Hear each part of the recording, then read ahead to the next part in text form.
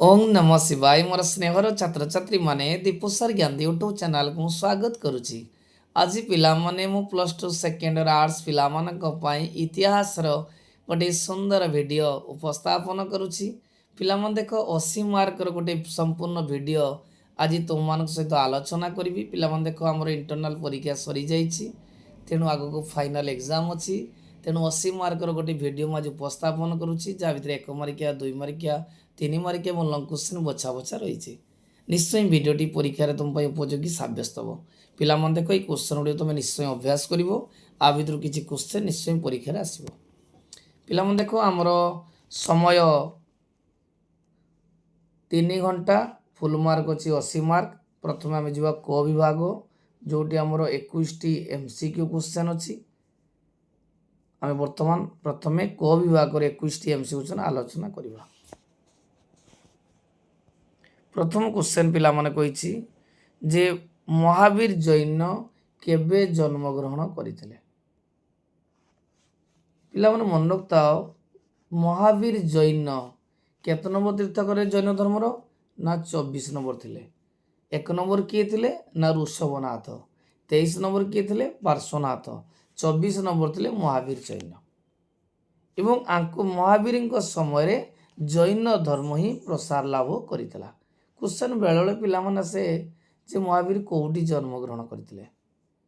महावीर सिना 540 रे जन्म ग्रहण करथिले। महावीर कौ स्थान ना बिहार वैशाली अंतर्गत कुंद ग्राम रे, वैशाली अंतर्गत कुंद ग्राम रे महावीर जन्म ग्रहण करथिले। तांको पितांको नाम थिला सिद्धार्थ, माता थिले त्रिशला एवं तांकर झियो थिला प्रियदर्शनी। द्वितीय क्वेश्चन अशोक केबे सिंहासन ग्रहण करथिले आरोहण करथिले। अशोक पिला मन तो जो मौर्य साम्राज्यर श्रेष्ठ शासक थिले अशोक। सी 261 रे ऐतिहासिक कलिंग युद्ध करथिले, जाकि पृथ्वी सारा प्रसिद्ध इतिहास भारत इतिहास रे सन्नाख्य लिपिबद्ध होइछि। मौर्य वंशर प्रतिले चंद्रगुप्त मौर्य, तांको पुत्र थिले बिंदुसार एवं तांको पुओ थिले अशोक।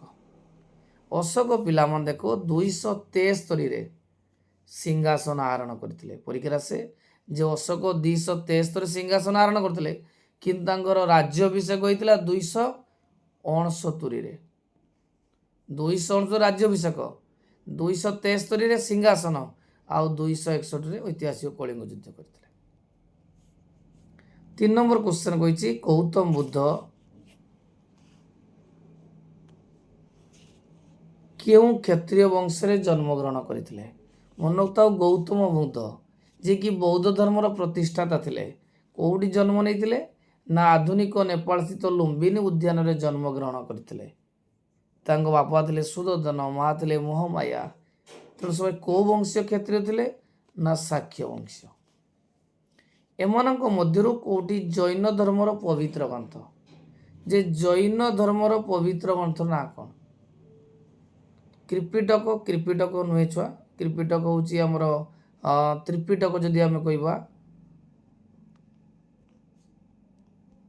त्रिपिटक हूँ बौद्ध धर्मर धर्मग्रंथ। आ जदि आम कहवा जैन धर्म ग्रंथ हूँ कल्पसूत्र।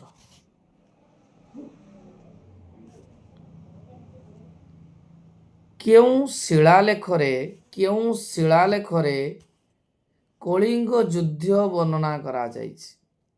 पिला देख कलिंग युद्ध कौ शिलालेख रे वर्णना कराई। पिला मन बताओ जो ऐतिहासिक कलिंग युद्ध केबे होइतिला ना 261 कौ नदी कूल रे ना दोया नदी कूल रे।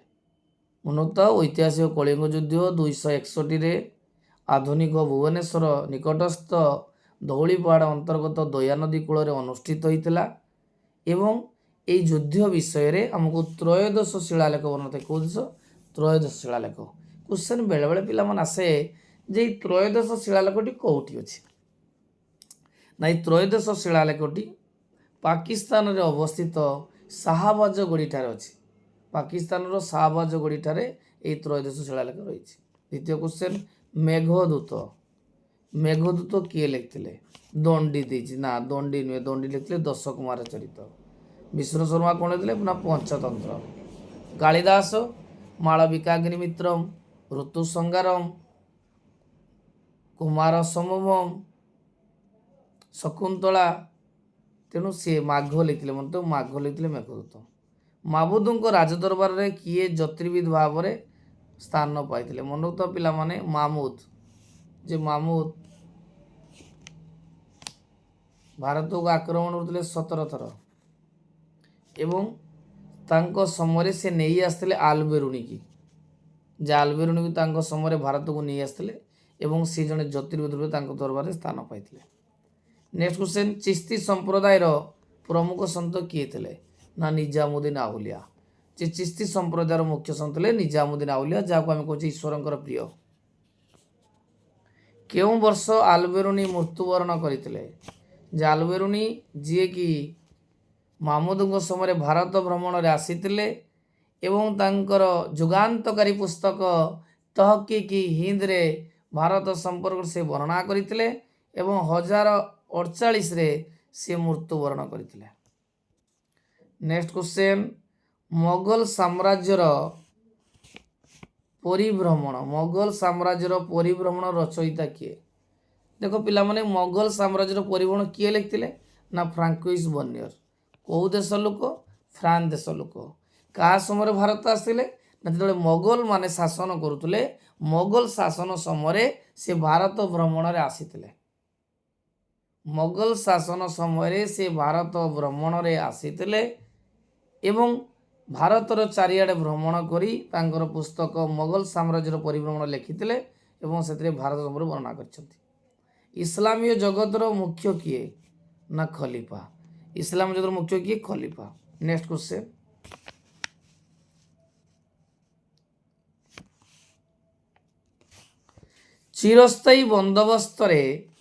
ଚିରସ୍ଥାୟୀ ବନ୍ଦୋବସ୍ତରେ କେଉଁ ପଦ୍ଧତିରେ ରାଜସ୍ୱ ଆଦାୟ କରାଯାଉଥିଲା?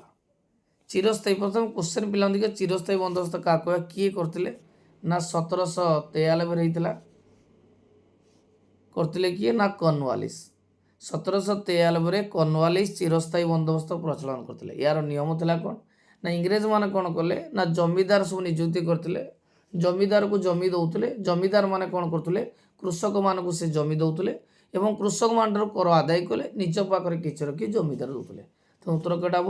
ନା କମ୍ପାନୀ ଜମିଦାର ମାନଙ୍କ ଦ୍ୱାରା କୃଷକମାନଙ୍କ ଠାରୁ କର ଆଦାୟ କରୁଥିଲେ। ନେକ୍ସଟ କ୍ୱେଶ୍ଚନ, ଯେ ସନ୍ନ୍ୟାସୀ ବିଦ୍ରୋହ କେଉଁ ଉପନ୍ୟାସରୁ ଜଣାପଡ଼େ? ଯେ ସନ୍ନ୍ୟାସୀ ବିଦ୍ରୋହ ଆନନ୍ଦ ମଠ ଉପନ୍ୟାସରୁ ଜଣାପଡ଼େ। ମନତ ପିଲାମାନେ, ଯେଉଁ ସନ୍ନ୍ୟାସୀ ବିଦ୍ରୋହ କେଉଁ ଉପନ୍ୟାସରୁ ଜଣାଯାଇଥାଏ? ନା ଆନନ୍ଦ ମଠ। ଆନନ୍ଦ ମଠର ରଚୟିତା କିଏ? ନା ବଙ୍କିମ ଚନ୍ଦ୍ର ଚାଟାର୍ଜୀ। ଯେ ସନ୍ନ୍ୟାସୀ ବିଦ୍ରୋହ ଆନନ୍ଦ ମଠ ଉପନ୍ୟାସରୁ ଜଣାଯାଇଥାଏ ଏବଂ ତା ରଚୟିତା ହେଉଛନ୍ତି ବଙ୍କିମ ଚନ୍ଦ୍ର ଚାଟାର୍ଜୀ। କେଉଁ ସ୍ଥାନରୁ 1857 ମସିହା ସିପାହୀ ବିଦ୍ରୋହ, ଐତିହାସିକ ସିପାହୀ ବିଦ୍ରୋହ, ଯେଉଁଟାକୁ ଆମେ କହୁଛେ ଭାରତର ପ୍ରଥମ ସ୍ୱାଧୀନତା ସଂଗ୍ରାମ 1857 ମସିହା ବିଦ୍ରୋହ, କେଉଁ ସ୍ଥାନରୁ ଆରମ୍ଭ ହୋଇଥିଲା? ଉତ୍ତର ହେଉଛି ବାରାକପୁଟରୁ ଆରମ୍ଭ ହୋଇଥିଲା। ନେକ୍ସଟ କ୍ୱେଶ୍ଚନ ପିଲାମାନେ ଆଲୋଚନା କରିବା, ଯେ ଜଗତସିଂହପୁର ଠାରେ ଥିବା ଅଳକା ଆଶ୍ରମର ପ୍ରତିଷ୍ଠାତା କିଏ? ଯେ ଜଗତସିଂହପୁର ଠାରେ ଥିବା ଯେଉଁ ଅଳକା ଆଶ୍ରମ ଅଛି, କିଏ ପ୍ରତିଷ୍ଠାତା କରିଥିଲେ? ଯେ ଉତ୍ତର ହେଉଛି ଭାଗୀରଥୀ ମହାପାତ୍ର, ଯିଏକି ଜଗତସିଂହପୁର ଠାରେ ଅଳକା ଆଶ୍ରମ ପ୍ରତିଷ୍ଠା କରିଥିଲେ। ପାଇକ ବିଦ୍ରୋହ କେବେ ସଂଗଠିତ ହୋଇଥିଲା? ଯେ ଐତିହାସିକ ପାଇକ ବିଦ୍ରୋହ କେବେ ସଂଗଠିତ ହୋଇଥିଲା? 1800, 1803, 1817। ଉତ୍ତର ହେଉଛି 1817। ପିଲାମାନେ ମନେ ରଖୁଥାଅ, ଯେ 1803ରେ ଇଂରେଜମାନେ ଓଡ଼ିଶା ଦଖଲ କରିଥିଲେ। ଯେ 1803ରେ ଇଂରେଜମାନେ ଓଡ଼ିଶା ଦଖଲ କରିଥିଲେ ଏବଂ 1817ରେ ଐତିହାସିକ ପାଇକ ବିଦ୍ରୋହ ସଂଗଠିତ ହୋଇଥିଲା। ରାଜା ପଞ୍ଚମ ଜର୍ଜ ରାଣୀ ମେରୀଙ୍କୁ ସ୍ୱାଗତ କରିବା ପାଇଁ କେଉଁ ସ୍ଥାପତ୍ୟ ନିର୍ମାଣ କରାଯାଇଥିଲା? ରାଜା ପଞ୍ଚମ ଜର୍ଜ ଓ ରାଣୀ ମେରୀଙ୍କୁ ସ୍ୱାଗତ କରିବା ପାଇଁ କେଉଁ ସ୍ଥାପତ୍ୟ? ନା gate way of India. Manoj ପିଲାମାନେ, ରାଜା ପଞ୍ଚମ ଜର୍ଜ ଓ ଓ ରାଣୀ ମେରୀଙ୍କୁ ସ୍ୱାଗତ କରିବା ପାଇଁ ଗେଟ୍ ଅଫ୍ ଇଣ୍ଡିଆ ନିର୍ମାଣ କରାଯାଇଥିଲା। ନେକ୍ସଟ କ୍ୱେଶ୍ଚନ୍, କିଏ ଓଡ଼ିଶା ପ୍ରଦେଶ କଂଗ୍ରେସର ପ୍ରଥମ ସଭାପତି ଥିଲେ? ଓଡ଼ିଶା ଜାତୀୟ କଂଗ୍ରେସର ପ୍ରଥମ ସଭାପତି କିଏ ଥିଲେ? ମନୋକ୍ତ ଓଡ଼ିଶା ଜାତୀୟ କଂଗ୍ରେସର ସଭାପତି ଥିଲେ ଗୋପବନ୍ଧୁ ଦାସ, କିନ୍ତୁ ପ୍ରଥମ ଉପସଭାପତି ଥିଲେ ଏକରାମ ରସୋଲ। ଯେ ଓଡ଼ିଶା ଜାତୀୟ କଂଗ୍ରେସର ପ୍ରଥମ ସଭାପତି ଥିଲେ ଗୋପବନ୍ଧୁ ଦାସ ଏବଂ ପ୍ରଥମ ଉପସଭାପତି ଥିଲେ ଡକ୍ଟର ଏକରାମ ରସୋଲ। କିଏ ସତ୍ୟବାଦୀ ଠାରେ ବନ ବିଦ୍ୟାଳୟ ସ୍ଥାପନା କରିଥିଲେ? ଯେ ସତ୍ୟବାଦୀ ଠାରେ କିଏ ବନ ବିଦ୍ୟାଳୟ ସ୍ଥାପନ କରିଥିଲେ? ଉତ୍ତର ପିଲାମାନେ ହେଉଛି ମାଳତୀ ଦେବୀ ନୁହେଁ, ନାରାୟଣ ଦେବ ନୁହେଁ, ରାଧାନାଥ ନୁହେଁ, ଗୋପବନ୍ଧୁ ଦାସ। ମନୋକ୍ତ ସତ୍ୟବାଦୀ ଠାରେ ଗୋପବନ୍ଧୁ ଦାସ ବନ ବିଦ୍ୟାଳୟ ପ୍ରତିଷ୍ଠା କରିଥିଲେ। କେବେ? ନା 1909ରେ। ନେକ୍ସଟ କ୍ୱେଶ୍ଚନ୍ ପିଲାମାନେ, ବିଦ୍ୟାଧରପୁର କୃଷି ଗବେଷଣାଗାର କାହା ଉଦ୍ୟମରେ ହୋଇଥିଲା? ଯେ ବିଦ୍ୟାଧରପୁର ଗବେଷଣାଗାର କାହା ଉଦ୍ୟମରେ ହେଇଥିଲା? ବିଦ୍ୟାଧରପୁର କୃଷି ଗବେଷଣାଗାର କାହା ଉଦ୍ୟମରେ ହେଇଥିଲା? ମଧୁବାବୁ ନା ଗୋପବନ୍ଧୁ, ଫକୀରମୋହନ ନା କୃଷ୍ଣଚନ୍ଦ୍ର ଗଜପତି ନାରାୟଣ ଦେବ? ମନୋକ୍ତ ବିଦ୍ୟାଧରପୁର କୃଷି ଗବେଷଣାଗାର କାହା ସମୟରେ ହୋଇଥିଲା? ନା କୃଷ୍ଣଚନ୍ଦ୍ର ଗଜପତି ନାରାୟଣ ଦେବଙ୍କ ସମୟରେ ହୋଇଥିଲା। 1946 ମସିହାରେ କାହାର ସୁପାରିଶରେ ଶେଷରେ ସମ୍ବିଧାନ ପ୍ରଣୟନ ସଭା ଗଠିତ ହୋଇଥିଲା? ଯେଉଁ 1946 ମସିହା କାହାର ସୁପାରିଶରେ ସମ୍ବିଧାନ ପ୍ରଣୟନ ସଭା ଗଠିତ ହୋଇଥିଲା? 1946 ମସିହା କାହା ସୁପାରିଶରେ ଶେଷରେ ସମ୍ବିଧାନ ପ୍ରଣୟନ ସଭା ହୋଇଥିଲା? ମନୋକ୍ତ ପିଲାମାନେ କ୍ୟାବିନେଟ୍ ମିଶନ। ମନୋକ୍ତ କ୍ୟାବିନେଟ୍ ମିଶନର ପ୍ରସ୍ତାବ କ୍ରମେ ଯେ ଭାରତର ସମ୍ବିଧାନ ପ୍ରଣୟନ ସଭା 1946 ମସିହା ଡିସେମ୍ବର 9 ତାରିଖରେ ଦିଲ୍ଲୀଠାରେ ବସିଥିଲା। ଏବେ ପିଲାମାନେ 1 ମାରିକିଆ ଗଲା, ଆମେ 2 ମାରିକିଆ ଆଲୋଚନା କରିବା। ପିଲାମାନେ ଦେଖ, 2 ମାରିକିଆ ଆମକୁ କେତେଟା କରିବା ପାଇଁ ପଡ଼ିବ? ନା 2 ମାରିକିଆ ଆମକୁ 7ଟି କରିବା ପାଇଁ ପଡ଼ିବ। 7 ଦୁଣେ 14। ଏବେ ଆମେ ଗୋଟିଏରୁ ଗୋଟିଏ କ୍ୱେଶ୍ଚନ୍ ଆଲୋଚନା କରିବା। ପ୍ରଥମ କ୍ୱେଶ୍ଚନ୍ ଯିବା ଯେ ଗୁପ୍ତ ଯୁଗର ସାହିତ୍ୟ।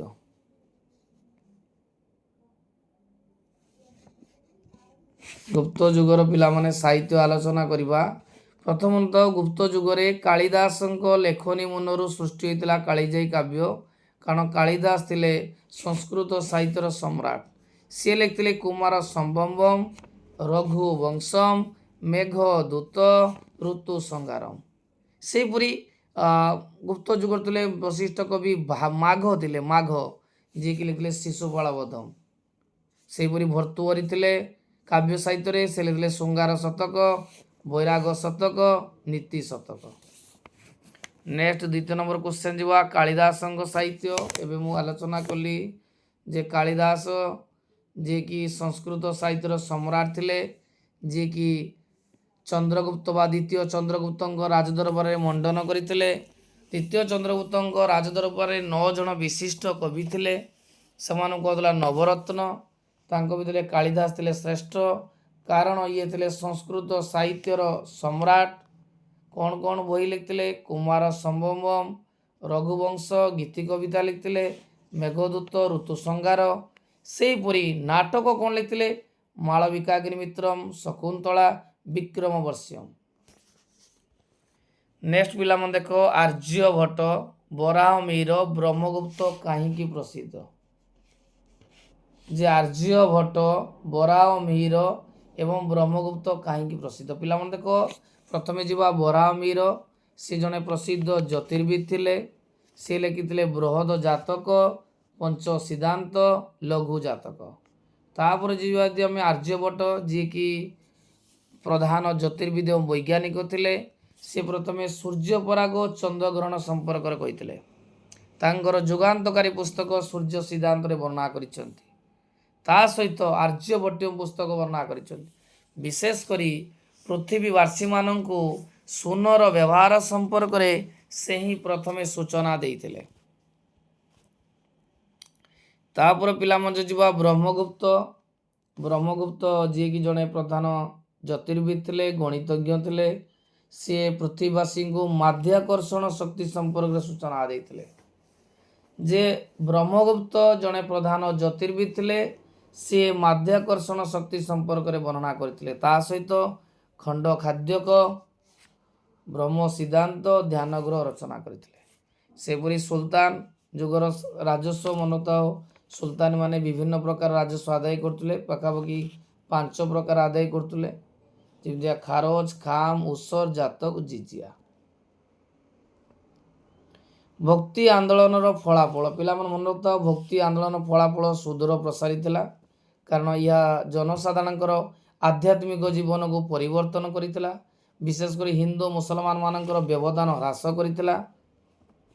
ଭାରତରେ ଆଞ୍ଚଳିକ ଭାଷା ଏବଂ ସାହିତ୍ୟର ଉନ୍ନତି କରିଥିଲା ଏବଂ ହିନ୍ଦୁ ମୁସଲମାନ ଧର୍ମ ସମ୍ମିଳନରେ ସତ୍ୟପୀର ପୂଜା ସୃଷ୍ଟି କରିଥିଲା। ଆଲବେରୁନି, ପିଲାମାନେ ଦେଖ, ଆଲବେରୁନି ଜଣେ ବିଶିଷ୍ଟ ପରିବ୍ରାଜକ ଥିଲେ, ଯିଏକି ମାମୁଦଙ୍କ ସମୟରେ ଭାରତକୁ ଆସିଥିଲେ। ସେ ତାଙ୍କର ପ୍ରସିଦ୍ଧ ପୁସ୍ତକ କିତାବୁଲ ହିନ୍ଦ ବା ତହକିକ ହିନ୍ଦରେ ଭାରତର ସଂସ୍କୃତି ଓ ସଭ୍ୟତା ସମୟରେ ବର୍ଣ୍ଣନା କରିଛନ୍ତି।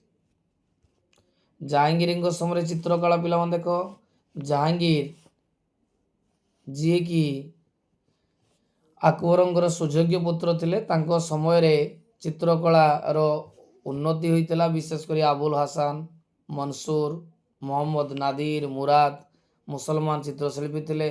ସେହିପରି ହିନ୍ଦୁ ଚିତ୍ରଶିଳ୍ପୀ ଥିଲେ ଗୋବର୍ଦ୍ଧନ, ତୁଳସୀ, ମାଧବ।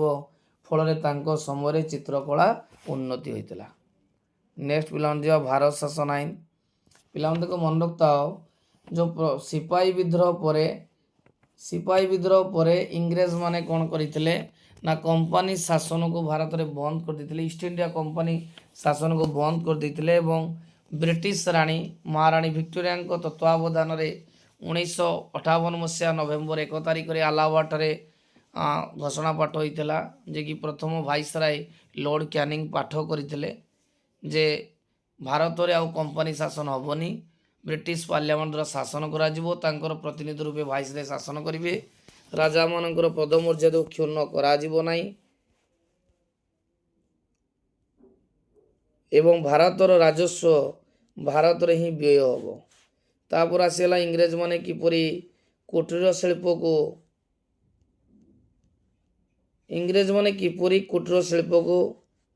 ଭାରତରେ ଇଂରେଜମାନେ କିପରି ଭାରତର କୁଟୀର ଶିଳ୍ପକୁ ଧ୍ୱଂସ କରିଥିଲେ। ପିଲାମାନେ ଦେଖ, ସେତେବେଳେ ଇଂରେଜମାନେ ଶାସନ କରୁଥିଲେ, ସେତେବେଳେ ଇଂଲଣ୍ଡରେ ଶିଳ୍ପ ବିପ୍ଳବ ହୋଇଥିଲା। ଯେହେତୁ ଶିଳ୍ପ ବିପ୍ଳବ ହୋଇଥିଲା, ଇଂଲଣ୍ଡରେ ଆଧୁନିକ ଯନ୍ତ୍ରପାତି ଥିଲା, ତେଣୁ ସେମାନେ ଅଳ୍ପ ସମୟରେ ଅଧିକରୁ ଅଧିକ ଦ୍ରବ୍ୟ ଉତ୍ପାଦନ କଲେ। ଭାରତରୁ ଅଳ୍ପ ଦାମରେ କଞ୍ଚାମାଲ ନେଇଗଲେ ଏବଂ ତାଙ୍କ ଦେଶରେ ଦ୍ରବ୍ୟ ଉତ୍ପାଦନ କରି ଭାରତରେ ପୁଣି ବିକ୍ରି କଲେ। ଫଳରେ ଭାରତର କାରିଗରୀ ଶିଳ୍ପ ବୁଡ଼ିଗଲା। କୁଟୀର ଶିଳ୍ପ ଆଉ ଡେଭଲପମେଣ୍ଟ ବିକାଶ କରିପାରିଲା ନାହିଁ, କାରଣ ଇଂରେଜମାନେ ତାଙ୍କର କମ୍ ରେଟ୍ରେ ଦ୍ରବ୍ୟ ଯେହେତୁ ବିକ୍ରି କଲେ, ଫଳରେ ଲୋକମାନେ ତାଙ୍କ ଦ୍ରବ୍ୟକୁ କିଣିଲେ। ନେକ୍ସଟ କ୍ୱେଶ୍ଚନ, ରାଓଲାତ ଆଇନ। ପିଲାମାନଙ୍କୁ ତ ରାଓଲାତ ଆଇନ କାହାକୁ କହିବା ନା ରାଓଲାତ ଆଇନ 1919ରେ ଇଂରେଜମାନେ ପ୍ରଣୟନ କରିଥିଲେ। ତାର ନିୟମ ଥିଲା, ଯଦି କୌଣସି ଇଂରେଜମାନେ ଯଦି ଚାହିଁବେ ଯେକୌଣସି ବ୍ୟକ୍ତିକୁ ଗିରଫ କରିପାରିବେ, ତା ବିରୁଦ୍ଧରେ ଦଣ୍ଡ ବିଧାନ ମଧ୍ୟ କରିପାରିବେ। ଏଇଟା ରାଓଲାତ ଆଇନର ଅର୍ଥ ଥିଲା। ଅଟଲି ସବ୍ କମିଟି, ପିଲାମାନେ ଦେଖ, ଯେ ଓଡ଼ିଶାର ସୀମା ନିର୍ଦ୍ଧାରଣ କରିବା ପାଇଁ ଅଟଲି ସବ୍ କମିଟି ଗଠନ କରାଯାଇଥିଲା। ଅନୁଗୁଳ, ବଙ୍ଗୋପସାଗର ମେଦିନୀପୁର, ମାନ୍ଦ୍ରାଜର ଗଞ୍ଜାମ, ମଧ୍ୟପ୍ରଦେଶ ଅଞ୍ଚଳ ଖଡ଼ିଆଳ ଆଦି ଅଞ୍ଚଳ ଓଡ଼ିଶା ସହିତ ମିଶିବା ପାଇଁ କମିଟି ସରକାରକୁ ପ୍ରସ୍ତାବ ଦେଇଥିଲା। ସ୍ୱତନ୍ତ୍ର ଓଡ଼ିଶାର ଅଭ୍ୟୁଦୟ, ପିଲାମାନେ ଦେଖ, ସ୍ୱତନ୍ତ୍ର ଓଡ଼ିଶାର ଅଭ୍ୟୁଦୟ ଯେ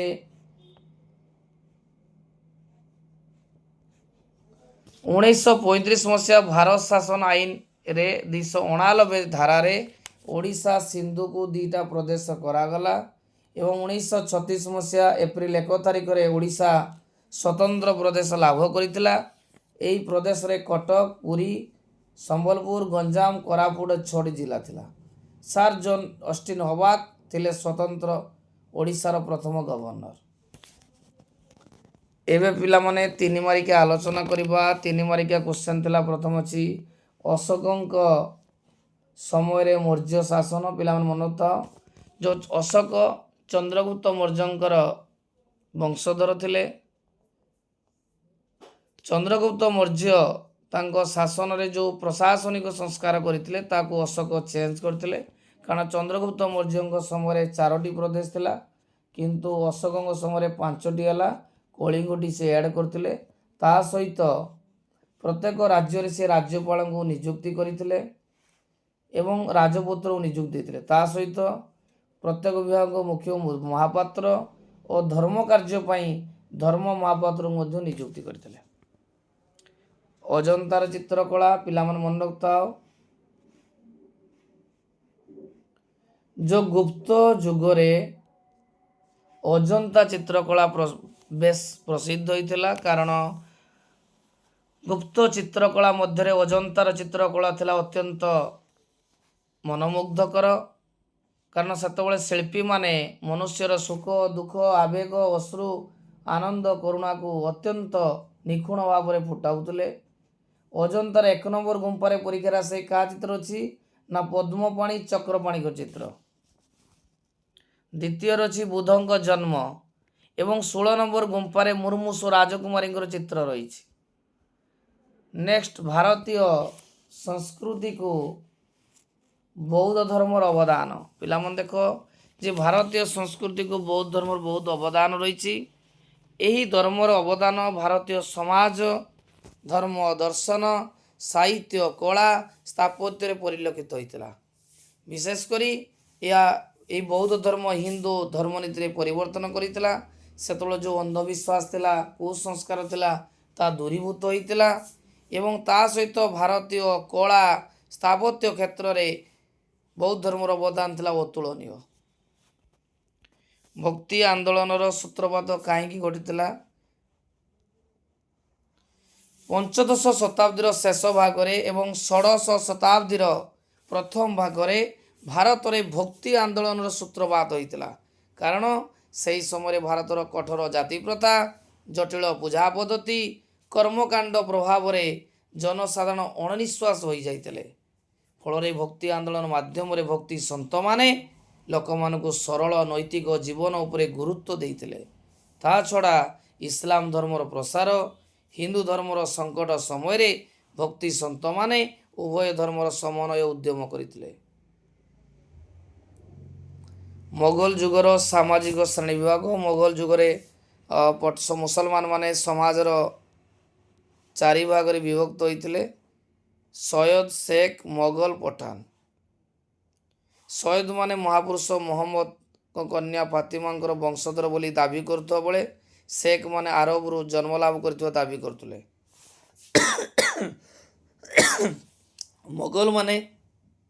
ମୋଗଲଙ୍କ ବଂଶଧର କରିବା ବେଳେ ପଠାନ ମାନେ ସର୍ବନିମ୍ନ ସ୍ତରରେ ଥିଲେ। ସମ୍ରାଟଙ୍କ ପରେ ସମ୍ଭ୍ରାନ୍ତ ଶ୍ରେଣୀ, ଯେଉଁମାନେ ଆମୋଦ ପ୍ରମୋଦ ମଧ୍ୟରେ ସମୟ ଅତିବାହିତ କରୁଥିଲେ। ତାଙ୍କ ପରେ ବଣିକ, ବ୍ୟବସାୟ, ବୈଦ୍ୟ, ଲେଖକ, କଳାକାରମାନେ ରହୁଥିଲେ। ଆଉ ସମାଜର ସର୍ବନିମ୍ନ ଭାଗରେ କେଉଁମାନେ ଥିଲେ?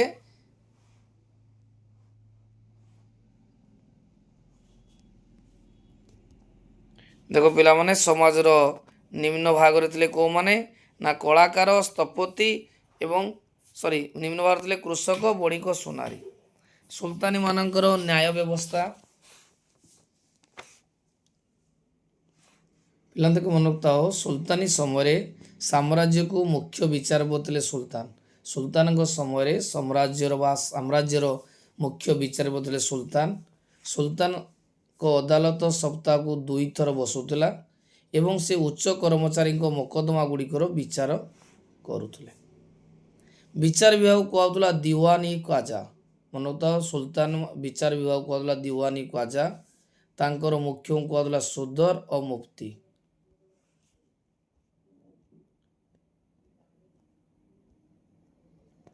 ଗ୍ରାମର ମୋକଦ୍ଦମା ଗୁଡ଼ିକ ଗ୍ରାମ ପଞ୍ଚାୟତ ଦ୍ୱାରା ଫଇସଲା ହେଉଥିଲା। ତାପରେ ଦେଖ କିତାବୁଲ ହିନ୍ଦ। ପିଲାମାନେ ମନେ ରଖିଥାଅ, କିତାବୁଲ ହିନ୍ଦ ରଚୟିତା ଥିଲେ ଆଲବେରୁନି, ଯିଏକି ତାଙ୍କର ମନେ ତ ଆଲବେରୁନି ଗଜନୀଙ୍କ ସମୟରେ ଭାରତ ଭ୍ରମଣ ଆସିଥିଲେ ଏବଂ ତାଙ୍କର ପୁସ୍ତକ ଆରବିକ ଭାଷାରେ ଲିଖିତ ହୋଇଥିଲା ইয়াକୁ ତାରିକ ଉଲ୍ ହିନ୍ଦ ବୋଲି କୁହାଯାଏ। এই ପୁସ୍ତକଟି 10ଟି ଅଧ୍ୟାୟରେ ବିଭକ୍ତ।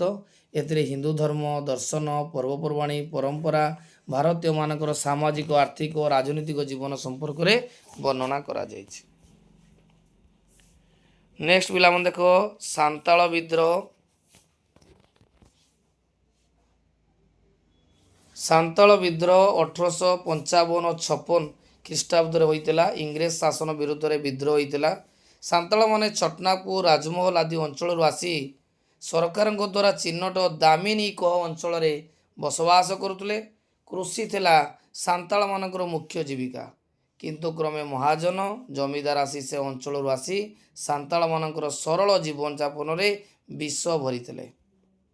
ଅର୍ଥନୈତିକ ଶୋଷଣ ଓ ପ୍ରଶାସନ ବିଫଳତା ଯୋଗୁଁ ସାନ୍ତାଳମାନେ ବିଦ୍ରୋହୀ ପଡ଼ିଥିଲେ। ସିଧୁ, କାହ୍ନୁ, ଭୈରବ ଆଦି 4 ଭାଇ ସାନ୍ତାଳ ଆନ୍ଦୋଳନ ନେତୃତ୍ୱ ନେଇଥିଲେ। ଜମିଦାର ଏବଂ ଦିକୁଙ୍କୁ ତୋଡ଼େଇବା ବା ତାଙ୍କ ଅଞ୍ଚଳରୁ ଘୋଡ଼ାଇବା ପାଇଁ ଚେଷ୍ଟା କରିଥିଲେ। ଫଳରେ ସାନ୍ତାଳମାନେ ଖଣ୍ଡା, ବର୍ଷା, ଧନୁ, ତୀର ଆଦି ଧରି ମହାଜନମାନଙ୍କୁ ଆକ୍ରମଣ କରିଥିଲେ। ଅବଶ୍ୟ ବିଦ୍ରୋହୀ ଇଂରେଜମାନେ ଦମନ କରିଥିଲେ। ତଥାପି ସାନ୍ତାଳମାନଙ୍କର ସ୍ୱାର୍ଥ ରକ୍ଷା ପାଇଁ ସେମାନେ ଏକ ସ୍ୱତନ୍ତ୍ର ପରଗଣା ସୃଷ୍ଟି କରିଥିଲେ। ଏବେ ପିଲାମାନେ ଆମେ ଲଙ୍ଗ କ୍ୱେଶ୍ଚିନ୍କୁ ପିଲାମାନେ ଦେଖ ଆମେ ଆଲୋଚନା କରିବା। 3 ମାର୍କିଆ ଗୋଟେ ଅଛି ଗାନ୍ଧୀଜୀଙ୍କ ଦାଣ୍ଡି ଯାତ୍ରା।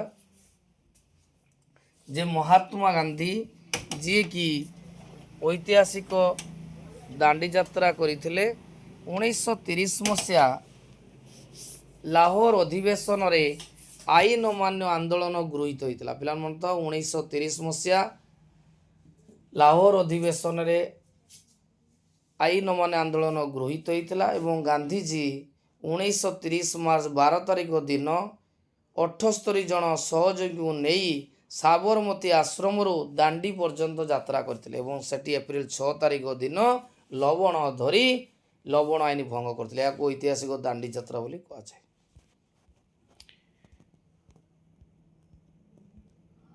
ଏବେ ପିଲାମାନେ ଦେଖ ଆମେ ଲଙ୍ଗ କ୍ୱେଶ୍ଚନ୍ ଆଲୋଚନା କରିବା। ଲଙ୍ଗ କ୍ୱେଶ୍ଚନ୍ ପିଲାମାନେ ଦେଖ ସିଲେକ୍ସନ୍ ରହିଛି।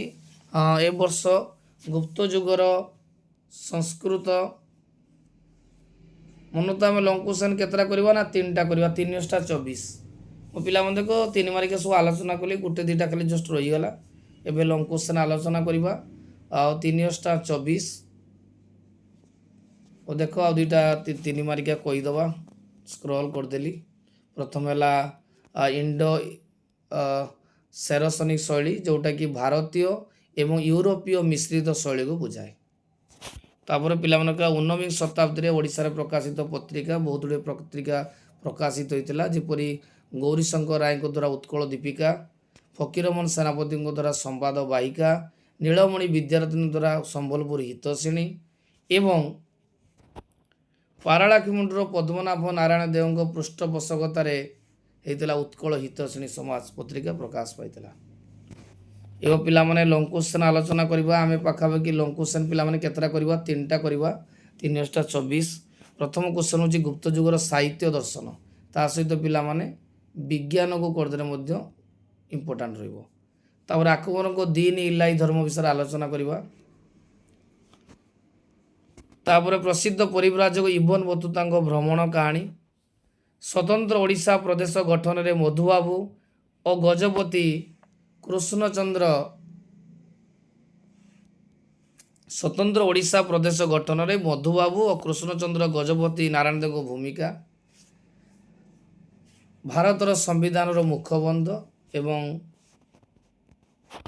ଲାଷ୍ଟ କ୍ୱେଶ୍ଚନ୍ ଯେ ଅଷ୍ଟାଦଶ ଶତାବ୍ଦୀର ସହରାଞ୍ଚଳରେ କି ପ୍ରକାର ପରିବର୍ତ୍ତନ ହୋଇଥିଲା।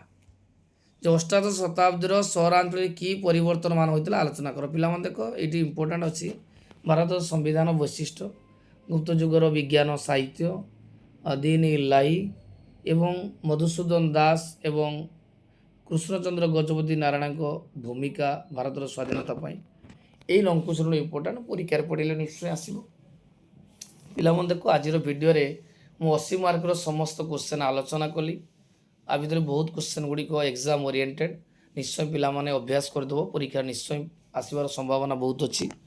ଭିଡ଼ିଓ ଯଦି ପିଲାମାନେ ଭଲ ଲାଗିଥାଏ ନିହାତି ଲାଇକ୍ କରିବ, ଚ୍ୟାନେଲକୁ ସବସ୍କ୍ରାଇବ୍ କରିବ ଏବଂ ଆମ ଚ୍ୟାନେଲ ସହିତ ଜଡ଼ିତ ହୋଇ ରହିବ ନିଶ୍ଚୟ ମୁଁ ଚେଷ୍ଟା କରି ପିଲାମାନେ ଇତିହାସରେ ତୁମେ କିପରି ଅଧିକରୁ ଅଧିକ ନମ୍ବର ରଖିବ।